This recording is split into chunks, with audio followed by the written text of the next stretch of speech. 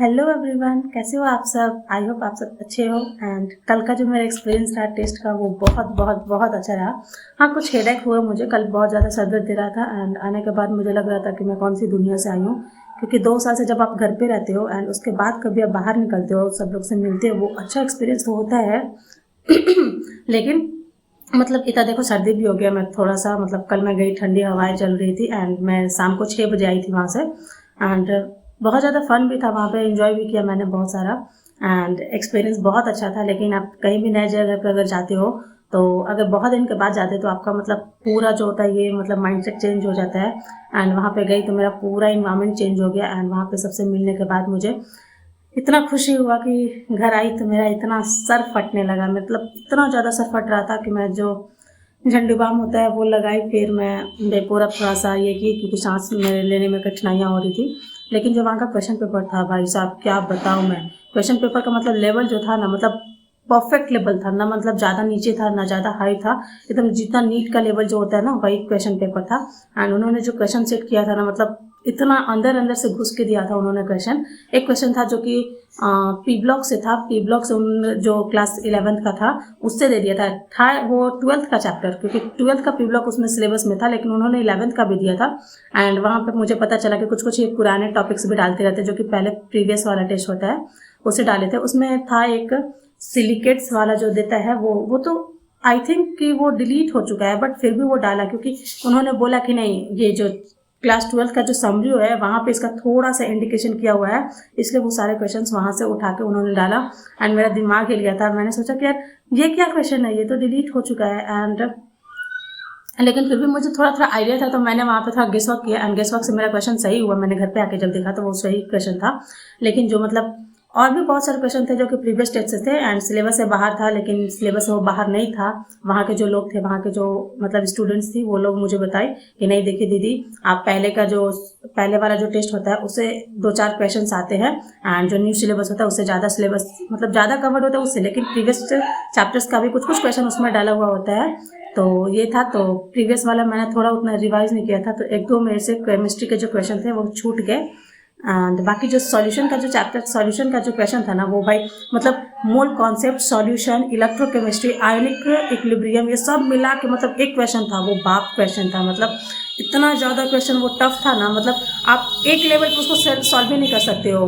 And अगर आपका NEET में आता है तो उसको आपको छोड़ना ही मांगता है, क्योंकि उसको छोड़ के मतलब उसको एक क्वेश्चन को आपको 5 मिनट देना पड़ेगा, 5 से 10 मिनट देना पड़ेगा, क्योंकि उसमें 4 लेवल के क्वेश्चन थे। पहला तो तुमको मोल निकालना था, मोल निकाल के उसका सॉल्यूशन वाला टर्म्स में जाके वहाँ पे डेंसिटी उसने दिया था। एंड डेंसिटी से आप मोलैरिटी निकालोगे, डेंसिटी से मोलैरिटी निकाल के आप उसको मोल फ्रैक्शन वाला में भी गया, मोल फ्रैक्शन से निकालोगे। फिर उसमें फेराइड वाला जो था इक्वेशन, करंट कितना जाएगा वो लगाओगे। फिर वहाँ से वर्क निकालोगे। मतलब बहुत सारे क्वेश्चन का वो 4-5 मतलब कॉन्सेप्ट को एक ही मिक्स करके एक क्वेश्चन था। एंड उसका जो मतलब मैं कहूँ तो पूरे क्वेश्चन का वो मतलब कि जितना भी क्वेश्चन पेपर में क्वेश्चन था उसका मतलब बाप क्वेश्चन था वो। एंड अगर उसको कोई कर जाता है ना तो वो बहुत अच्छा होता है। मैंने 3 स्टेप में करके चौथा स्टेप छोड़ दिया, मैंने वहाँ स्किप किया, क्योंकि बहुत टाइम ले रहा था, वो बहुत टाइम कंज्यूमिंग था। एंड जब मैंने घर पे बनाया यार, तो मैं 3 स्टेप बहुत अच्छे से गई थी एंड स्मूथली गई थी। एंड उसके बाद काश मैं एक और स्टेप चली जाती तो मेरा सही आंसर आता, क्योंकि मैं सही मतलब जो मैं सोच रही थी वो सही था। एंड मैंने घर पे उसको बहुत ईजिली सॉल्व किया। मुझे 5 मिनट तो लगे, लेकिन मैंने बहुत ईजिली सॉल्व किया। तो मतलब एक के बाद एक के बाद एक के बाद एक, वो जो कैलकुलेशन जो होता है वो कैलकुलेशन बहुत ईजी था। एंड जैसे जैसे आप करते जा रहे थे वैसे वैसे आगे का रास्ता दिखते जा रहा था, ना कॉन्सेप्ट तक सही आंसर तक पहुंच जा रहे थे। तो वो मुझे करना चाहिए था, वो थोड़ा सा अफसोस रह गया मुझे। एंड फिजिक्स का क्वेश्चन अच्छा था। फिजिक्स का एक तो डिफरेंशिएशन का क्वेश्चन था जो कि उन्होंने आउट ऑफ सिलेबस दिया था, मतलब मैथमेटिक्स वाला कुछ दे दिया था, बहुत ज़्यादा ही कैलकुलेशन था उसमें, तो वो मैंने स्किप किया।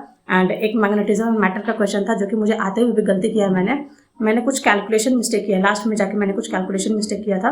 एंड उसमें मेरा जो आंसर था वो 8 इंटू 8.34 समथिंग आंसर था। एंड मेरा आया था 8.94 समथिंग। तो दोनों ऑप्शन था बहुत ही उसमें मतलब कट टू कट आंसर दिए हुए थे। उसमें 4 जो ऑप्शन होते हैं वो कट टू कट थे, मतलब एक था 8.34, एक था 8.91 एंड एक था 8.24, ऐसा कुछ था। ऐसे ही 4 ऑप्शन थे एंड आंसर था 8.34, बट मैंने टिक करके आया 8.29 या समथिंग था, 49 जो था वही मैंने टिक किया है। एंड वो मेरा एक गलत हुआ, क्योंकि मेरा कैलकुलेशन मिस्टेक हुआ था थोड़ा बहुत, कहीं ना मैंने पॉइंट में इधर उधर कर दिया। एंड फिर उसके बाद जो ये बायो का क्वेश्चन बहुत ईजी था, मतलब जैसे नीट में आते हैं वैसे नहीं, 2025 की तरह नहीं, बट 2024-5 मिला के कर सकते हो, क्योंकि 2025 में भी अच्छे क्वेश्चन थे। हाँ, इसमें आंसर ये जो था, क्या बोलते हैं, रीजनिंग वाला जो क्वेश्चन होता है, असर्शन रीजन वाला, वो क्वेश्चन थे, बहुत सारे क्वेश्चन थे। एंड मैच द फॉलोइंग भी क्वेश्चन थे, हर एक टाइप के बायो में क्वेश्चन थे। मैच द फॉलोइंग थे, कुछ ट्रू फॉल्स वाला जैसा था कि मतलब ये वाला, कुछ ब्लैंकिंग वाला था। ब्लैंकिंग वाला से यार इन्होंने जो ये होता है कि ऐसे चार उन्होंने स्टेटमेंट दिए थे, उसमें थोड़ा थोड़ा ब्लैंक कर दिया था एंड लास्ट में 4 ऑप्शन भी दे दिए थे कि कौन सा ऑप्शन सही है। तो ये मुझे थोड़ा अच्छा नया क्वेश्चन लगा, तो ये भी क्वेश्चन का बहुत अच्छा था, मतलब लेवल पेपर का बहुत अच्छा था, क्योंकि 2025 के बाद अगर पेपर का जो लेवल होने वाला है वो 2026 में कहीं ना कहीं हाई जाएगा।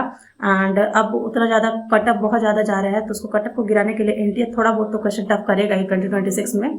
ईजी पेपर तो अब नहीं आएगा जैसे पहले आता था, 2025 का ही लेवल रहेगा, तो उसी लेवल का क्वेश्चन था यहाँ भी। एंड अगर मैं ऐसे प्रैक्टिस करती हूँ तो मुझे लगता है यार, मुझे कॉन्फिडेंस हो रहा है कि मतलब मैं ऐसा अगर क्वेश्चन मतलब 10-20 भी लगा ली ना, तो कॉन्फिडेंस बहुत बूस्ट हो जाएगा एंड यहाँ से हम लोग की प्रैक्टिस बढ़ जाएगी।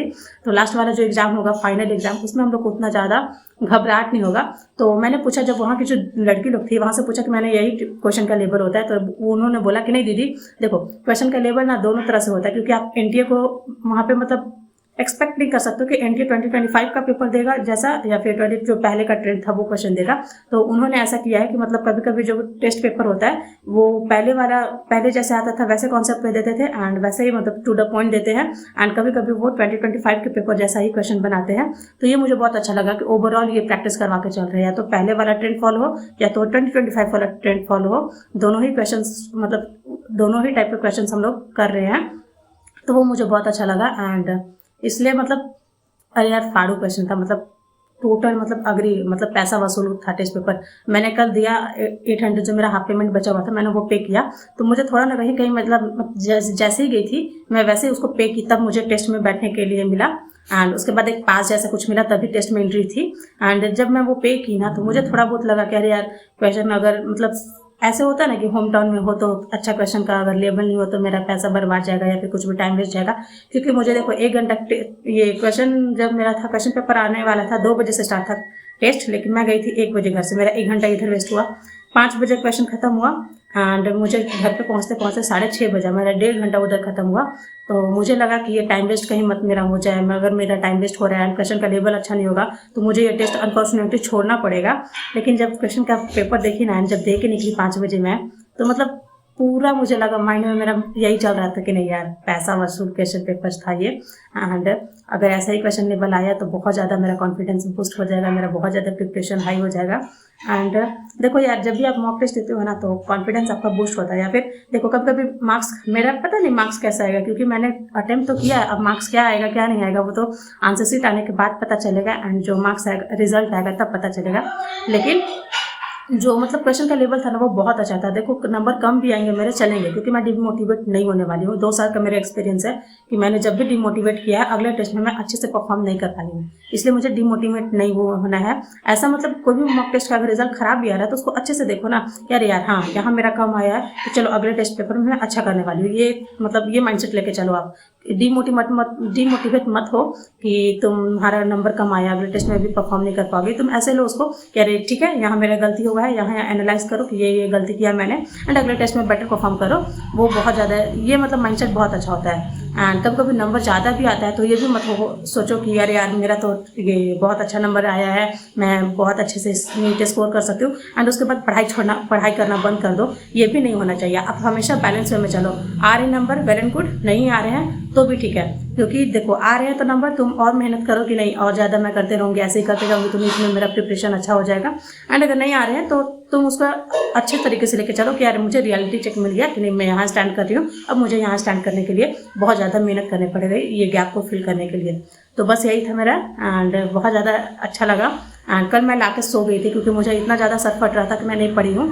एंड सुबह से मैंने अपना अभी स्केड्यूल भी नहीं बनाया कि आज मुझे क्या क्या करना है, तो मैं बनाऊँगी। एंड इसके बाद देखो मैंने एक करा है, देखो ये इलेक्ट्रिक चार्जेस एंड फील्ड मैंने पढ़ा है जो कि अभी नहीं दिख रहा है। एंड उसको मैंने पूरा ये किया है सुबह से उठ के, बस मैंने अपना नोट्स प्रिपेयर किया है।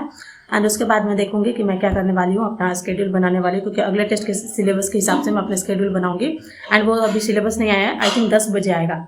So that's it for this video. And अगर आप मेरे चैनल पर नए हो तो मेरे चैनल को लाइक करो, एंड मेरे चैनल को नहीं, मेरे वीडियो को लाइक करो, एंड चैनल को सब्सक्राइब करो, एंड अपने दोस्तों के साथ शेयर करो, क्योंकि जितना आप शेयर करोगे उतना ही सपोर्ट आप मुझे दिखाओगे। एंड ये मुझे बहुत मायने रखता है, क्योंकि मैं डेली आती हूँ यहाँ पे आपके सामने अपना डेली का एक्टिविटी शेयर करने, अपना क्या लाइफ में चल रहा है वो सारा कुछ शेयर करने के लिए। So that's it and thank you guys.